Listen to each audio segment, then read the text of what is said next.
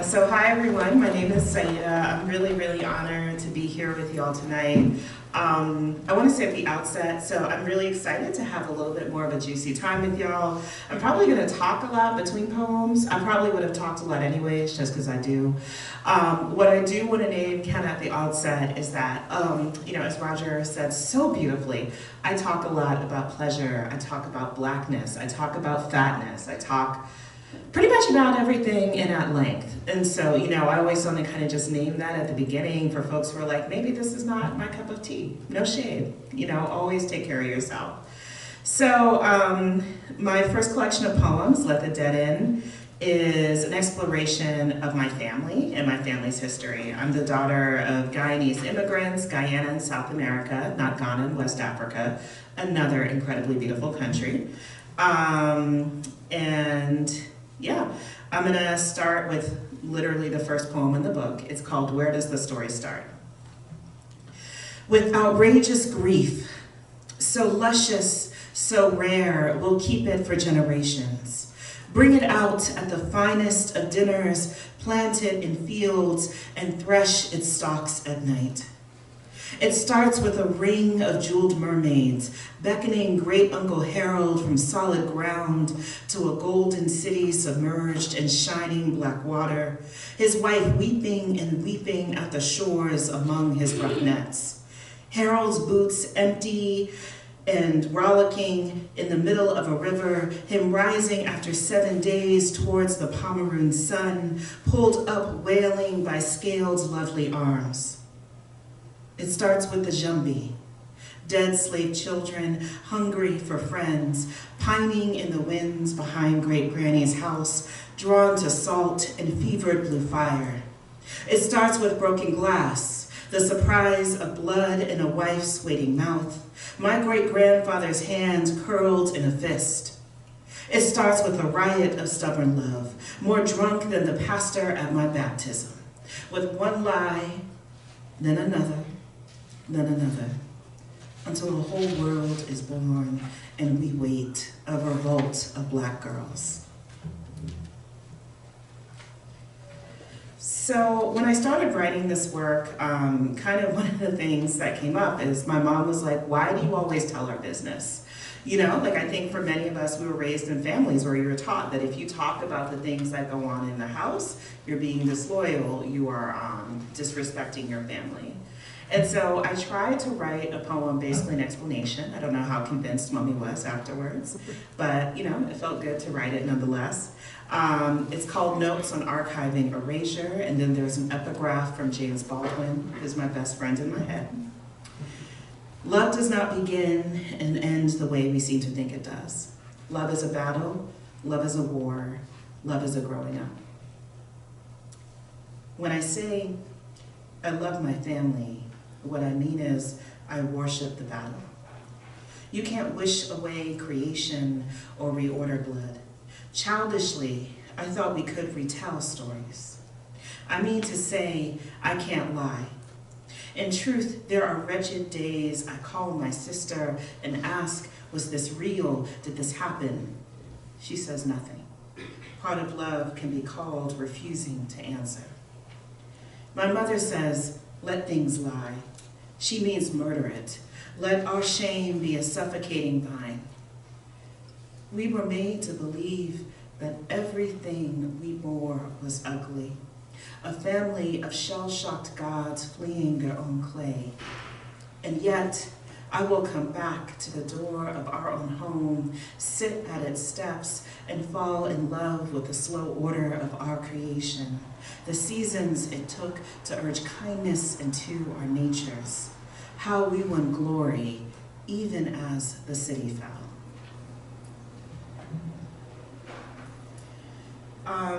I write a lot about the people who are my heroes. One of them is a young black girl called Brusha Meadows. Has anyone familiar with Brusha Meadows? Yes, no? No? Okay. So Brusha Meadows was a young 14-year-old black girl in Ohio who had a deeply abusive father. He was beating her and threatening her and her brothers and her mother to the point that they were all deeply in fear for their lives. And when Brescia would tell people, you know, they would ignore her, or they would be like, are you sure? You know, we don't really think this is happening. She ended up killing her father in self-defense. The prosecutors in Ohio tried to charge her at 14 as an adult, which would have meant actually then she would have been, it would have been possible she could have gone to jail for life. So, you know, I was really hit by this story and wrote this piece about it. And it's called Brescia Meadows Speaks on Divinity. God is a black girl who once had to kill her own father. Say the social workers listened with kind white eyes as she wept, her bare skin a constellation of ripening bruises. Say God shuddered on walks home, ran away 15 times before she was 13, sat in tight, airless rooms, hustled up in sleep clothes and stank breath, repeats her rosary. He beats us, he beats us, he beats us, he beats, he beats, he beats. How the counselors shook their heads, asked questions like, does he hit you with an open or closed hand, buttoned their good woolen coats in the blind Ohio winter and took her back home. When God comes to school, wailing, breaking chairs, screaming, he will kill me. A chorus of white women hover around her, confused lovely angels, pronouncing her name a supplication. God cuts herself to remember how history changes. He will kill me, to are you sure? How she dreamt at night of trees and running, her mother's head cleft into galaxies of blood, her father's hands thick, dark, laughing rocks carving their flesh, her mother begging her not to tell, says, he will kill me. And God can't stop imagining the sweet jump of a trigger. God cried over her father sleeping, gun in hand, how the bullets exited the chamber, how he died saying her name. God bloody and keening on the floor, her mother screaming a break knitted into the end of a heartbeat, God's arms around her father. God is a black girl in love with living, a sacrament on how to be disbelieved, forgotten, and rise 1,000 times over.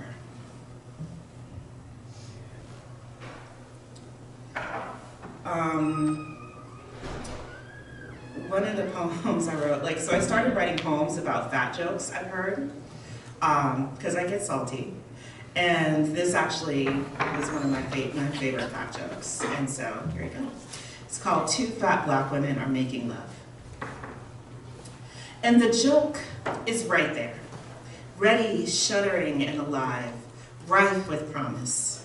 There are so many paths that have been worn out for a quick, easy laugh. Tyler Perry strutting with a gun and wig, screaming rotund and loud like a Medea would.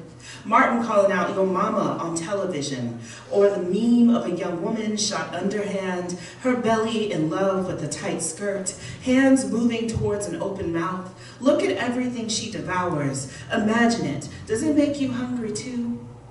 Two flat black women are making love on a bed on the floor, and they are weeping for joy. They are crying, great folds of flesh flushing and shaking. One cannot look in the mirror save for thinking of her daddy, all this ugly and skinned together. Counts the men who say they hate her body as they do bitter cops and dead black boys. Two fat black women are making love, and they touch each other like they can hold it. Honeyed, profane, body, like patriots, like their bodies have never been folded into freezers, screamed at on streets, coaxed or threatened, sweet, like they have names, like we will know them. So, I'm sorry, I'm trying to figure out what poem to read next. So, I think I'll probably read one of the mythology poems. So one of the things I kind of knew about when I was younger, I would always hear different myths growing up. And the one that always kind of fascinated me the most was the myth of the mermaid. And I got a grant to go back to Guyana for a month, and I met with a mythologist who went by Old Man Poppy, and he said something that kind of really stuck with me, right? He was like, every single myth that has been created in Guyana has been created to subjugate Black and brown people. And I was like, what? The mermaid? No. And he kind of broke it down, right? Because if you had folks working in plantations, most of the time they were cultivating sugarcane. And the main way to escape in Guyana is through the rivers. There's these huge dark rivers everywhere you go, and the water is pitch black. We call it Coca-Cola water. And one of the things that I was told is that, you know, if you were told that there was a murderous mermaid, not like Ariel, if there was a murderous mermaid in the water, that if you got into it, it would suffocate you and then kill you underwater and then eat your body, you may not want to go into the water. I don't know about you. I probably would not want to go. So, you know, I started to go back and rewrite these stories. And then interestingly enough, I found out that I had a great cousin that claimed that he was kidnapped by the mermaid, and then his wife said, oh, I was kidnapped by that mermaid too. And I was like, well, this is a poem. I'm putting all of this in the book, which it got into the book. So this is called The Mermaid Speaks. Everything they have said is true. I have eaten men as you would a tangerine, thoughtlessly, reverently, juice smeared about my mouth. Perhaps you would blame me, call me bloodthirsty, along with the rest of my kin, the Kanaima, the Olhaig, even the Mazaruni. Roused up a gang of the young, brave on palm wine to come and stake me. And I laugh as surely as you weep on my shores. This ownership, you'll forgive me, I took it as the Dutch did your children. Your forebears came on the same hunt after I ate another man. Your granddaddy? Forgive me. He was lovely. Ripe copper skin, warmed with the sun, singing among the white lotus as if he could charm the roots of trees into fealty. I remember weeping with my sisters below in our city. Maybe he wept too. It's been so long, I can't be sure, and there is nothing I want to pretend with you. So I did what was impossible. Swam up, struggling past the pleas of my own mother, burst through the Pomeroon and beseeched him into my arms. Yes, I say begged without shame. You know the men of your blood, what they can drive you to do. And forward he came, fearful of drowning, dancing into my naked red arms. And when I ate him, he urged me on, sang with delight as my teeth met the cradle of his flesh. I've heard his wife crying at our shores, hands tethered to her children, dragging them to and fro as if her love could raise him. The fishermen say she went mad with grieving. Is this true? I still think mermaids are kind of dope. So another myth, and this will be the last myth poem I read, is the Olhaig. And so the Olhaig is supposed to be this hunchback little old lady who's very, very wrinkled. And then at night, she leaves her skin, and as one does, she flies over the river in a ring of fire, which I personally don't know what sounds scary. It just kind of sounds fabulous. And so, you know, yeah, this is the other one that I wrote. The Olhaig goes hunting. Legend holds that I am ugly and stooped, covered in frightful disdain. I glory in my own sight, naked, black, wrinkled flesh, breasts low-hanging ripe fruits, my sex a shining damp shell. At night, while you slumber, I go flying, crowned in blue fire above the Mahaika, my skin left sleeping in bed.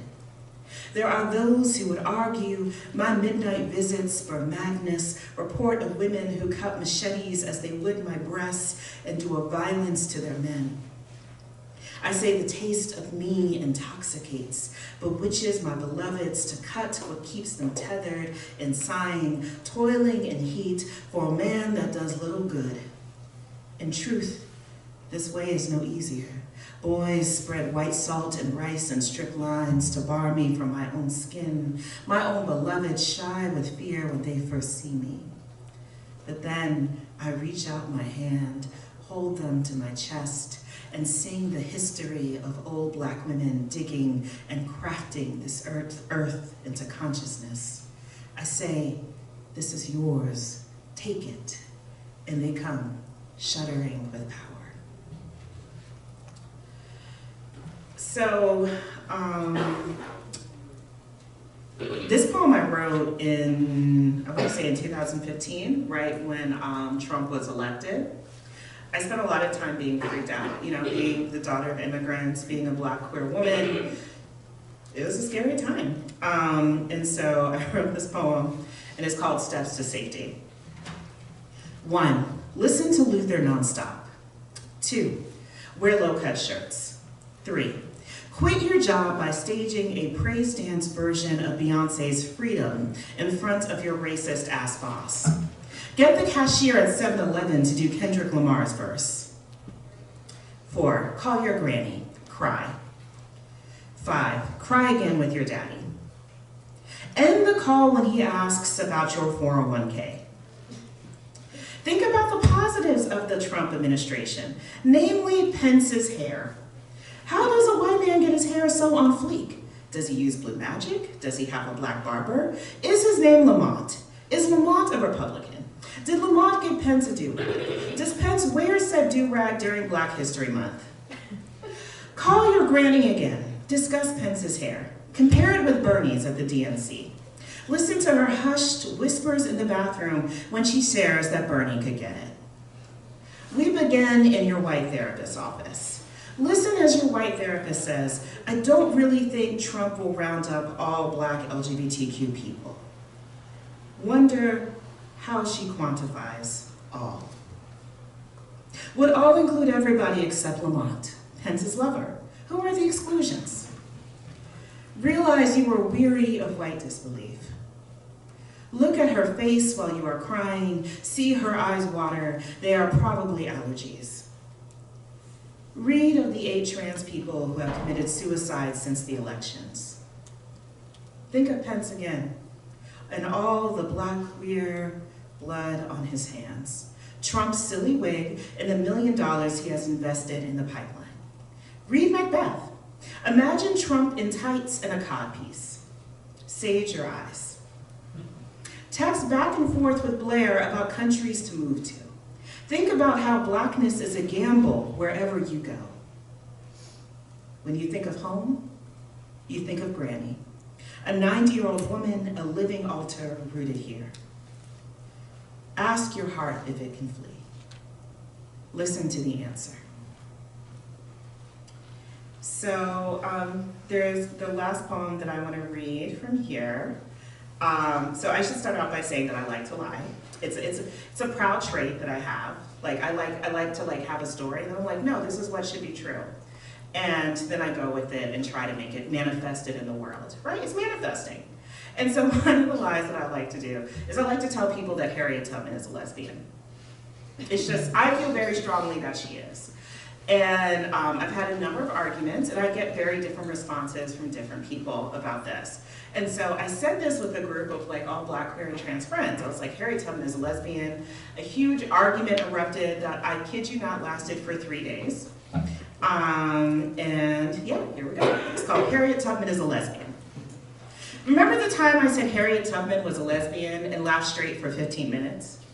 Jabari said, fuck that. Harriet wasn't trying to turn the underground into Henrietta's. But shit, I need a hero.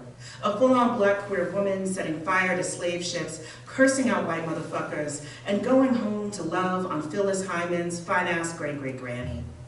I want a history where Harriet and Sojourner get together and make that cataclysmic, head-banging, good God kind of love, while Luther serenades them with skin so shining it looks like he just swam all up in Johnson's and Johnson's.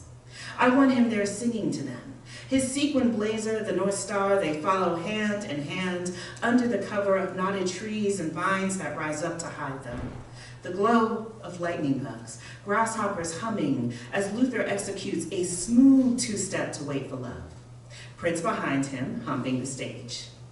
Oh, in that moment, when Sojourner bends down, cups her hands, dips them into a running creek and says, "Come on, Harriet, drink."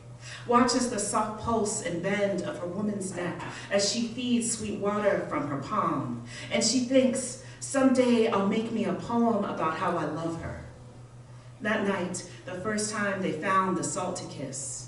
While Luther reapplies his eyeliner and Prince takes over the mic, crooning, "Baby, baby, baby, what's it gonna be tonight?" Sojourner and Harriet latching on to each other's bodies, sucking nipples like they deliver honeyed wine, hollering a blue, joyful shriek over and over in an answering chorus.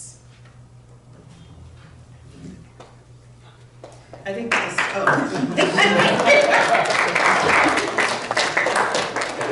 I appreciate that. Y'all are a very quiet audience. I'm like, is this going okay? Are y'all just quiet in general? You can tell me, it's okay. I won't be hurt. I go home tonight. Okay, I'll take it. You're a quiet audience. Y'all are a quiet audience? It's okay. Just see him in the classroom.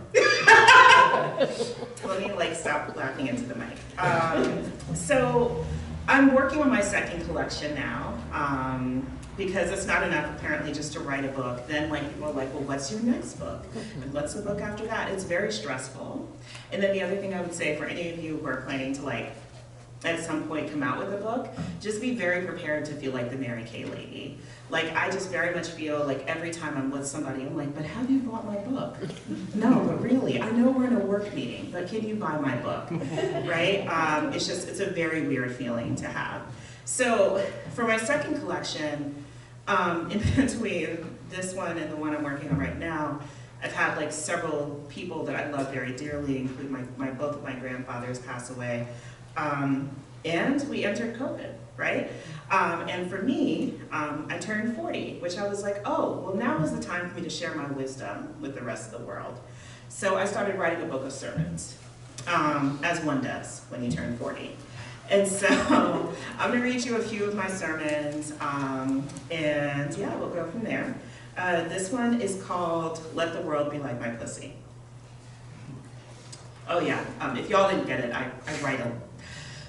If you're uncomfortable, you should leave, but yes. No shame whatsoever, whatever feels right for you. Let the world be like my pussy. The first time I looked at my pussy was after reading The Color Purple. You remember the part. Miss Seeley takes a mirror, angles it between her own soft black thighs, and gasps at the beguiling wonder of wet purple dusk. Blind to the mundane tasks of the day, mister or even shug, and the hazy delights her lips can erupt unbidden. Why labor when your body is built for pleasure?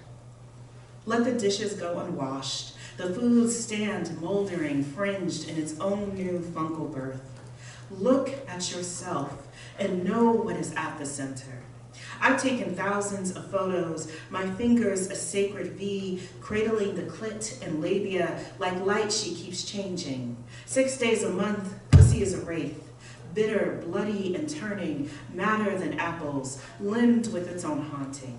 Then pussy becomes a centaur, winged, pounding, soft and glorious, charging. She is, in short, impossible, but a revolution, a volta when another pussy is locked against her. I know the world can be like this, curling and attentive, lovelorn and imperious. Angle the mirror closer. Let us know that in any language or form, we are utterly, unerringly beautiful. Let us find the center, a shining galactic aperture, and begin again. As you can see, I have a lot to share with the world. So, I'm trying to think where to go next. I have a lot of sermons. Apparently it was very freeing for me to be like, oh, okay, it's time for me to write a sermon. Oh, here it is. So I wrote this after my mother's father passed away, which was a few years ago. I'm actually holding both my grandfathers and my grandmother with me right now. My grandmother passed away in late March last year. So you're gonna get some grandparent poems tonight. a short sermon on Black Death. My grandfather got up every morning and prayed until he could not. I remember the way he rose from bed with the threads of dawn breaking over lonely black curls clinging to his bare head, wrinkled knees crooning to wooden planks. How he honored God for every single aching thing: air, his wife, his own voice, 6 children, the unending journey from Guyana to this still corner attic in Brooklyn. For all this, I'm not saying he was a good man or even a bad one, but there is something exquisite in gratitude, the meticulous accounting of joy. I was with him when he died, 86, cradled in a clean bed, my granny beseeching, "Victor, don't leave me," her Bible between them, wailing daughters garbed in white, flocked around like pulsing lilies. It is enough for me that he died in his own bed by no one's hands except the divine. I think of that this morning, all the dangers we must travel, the monsters soothed just to find sleep and wake without fear, enthralled with the dawning loveliness of my own bed. To rise from bed, fall on my knees before the sun, name each trembling grace like my forefathers, fugitive mercies that teach us how to live, even as a great dragon sleeps in our home, feral and coiled, a scaled, undulating fire. Is this what my grandfather sought to study in those quiet, restless days I laid sheltered in their bed between him and Granny? Not yet fluent in the awe of our survival, his knees still on the floor, a lament searching. One of the poems I feel called to read is, this is gonna sound random, but I really don't like the Kardashians. So I got very upset when Kanye West made me stressed about Kim Kardashian's life. Because then I started having to go, I don't know if folks remember, maybe some people managed to avoid not hear about any of this, but you know, Kanye West was not only incredibly anti-Semitic, misogynistic, but then also really scary about the ways he was targeting attentions to, I believe, his now ex-wife, Kim Kardashian. And so I would actually start to check her Instagram to make sure she was okay. You know, I'm a survivor, so that's something that I often carry with me. It's just that knowledge of how quickly things can seem like, oh, okay, he would never hurt you. He would never kill you. And then the next thing we know, like some deep harm has happened, right? So here's my very creative title and poem. I checked Kanye West's Instagram to make sure Kim Kardashian is still alive. To see who he has threatened. Is he going to behead Pete Davidson again in clay or in flesh or song? I did the same for my sister before Instagram. I would dial those 9 digits and wait for her to answer. Because if she answered, she was alive. If it went to voicemail, I'd do the math. 5 minutes meant she was in the bathroom or on another call. 15 could mean she was laying on the floor, hurting, begging her boyfriend to leave. The math let her live. Past the strangling, the black eyes, burst blood vessels, the pleading. I've learned how to beg. I've learned what to say to live. You have a knife in your face, you'll learn the language. Please, please, please. I love you. Leave me alone. It's okay. I'll stay. You'll learn to listen for the headlines spit out casually in the news. Local woman shot in the head. Local missing woman found dead. Local woman raped at home. You'll learn how to divine the root, and the root will be bloody, armed, and crowded. You'll learn a beating behind closed doors or in public or threats to your children is never a reason to refuse a gun. You'll learn court admissible proof is whatever you don't have. You'll learn that like rape and the murder of black women in their beds, guns are an inalienable right. You'll learn to never say they will kill me. You'll learn you were wrong. You'll learn everything you've known and loved is wrong. You'll learn to speak quietly, no matter the rush of hurt, howling and bucking frantic in your head. You'll learn it like a social security number or pin to your debit card. You'll learn it like you learn hate or envy or anything bitter. You'll beg everyone for forgiveness. Your mother for the hurt, the abuser for living, your boss for missing work. Mostly you'll beg yourself in every hour of every day. Cut into skin the roots of what won't show. You'll be sorry. You'll learn sorrow like it is your new job. Weave it daily into a new vocation. You'll be the sorriest thing living. You'll get to live. I'm gonna read one more poem and then I think we'll shift to questions. Okay, cool. I'm not very good with time. I always see it as a suggestion. You're fine. You're fine, okay, cool. This one, I love my mommy very much. And I wrote this poem about her after I went to this workshop where they talked about getting our hair done, you know, when you're little by your mom. Well, at least for me, it was my mom, right? And so she would comb my hair every night, and then she would make me, I had like big, thick hair, and she would make me put on like a, oh God, it was a pair of pantyhose. And because I have a big head, like I would have a big mark right here in the morning. It was very embarrassing. But now I think back to it, I'm like, oh, that's lovely. So this is called A Brief Sermon on Touch. On Sundays, my mother would sigh, sit me down between her firm brown legs, unfurled my braids, a forest of jet black, tangled roots and roses.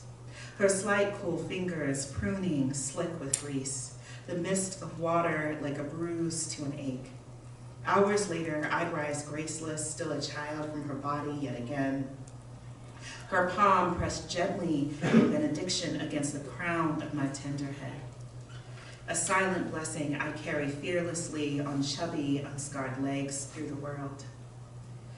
I never knew how jealous Mommy was of her love, the way she would beg God to keep me when she could not, how she bartered her own joy so mine would be unstinting, her heart so tender she could not bear to hold me outside those few hours each week when she worshiped my head and the journey it took to create me. Only years later would I finally begin to comprehend, when I finally named the one time her shield failed, and I saw her fall to the floor, wailing not to God or me or even in the sky, but the earth we walked on, in her own quiet, humbled womb. Even now when I touch my head, its own cool black coil, the living cells coupled together, a fevered, prayerful country, I feel Mommy's hands pressed against mine, singing to me. And so I called back to her, loud and bold, my voice red in its blues. We've got to hold each other, remind ourselves that touch is a shameless fire, an imperfect bomb. Thank you.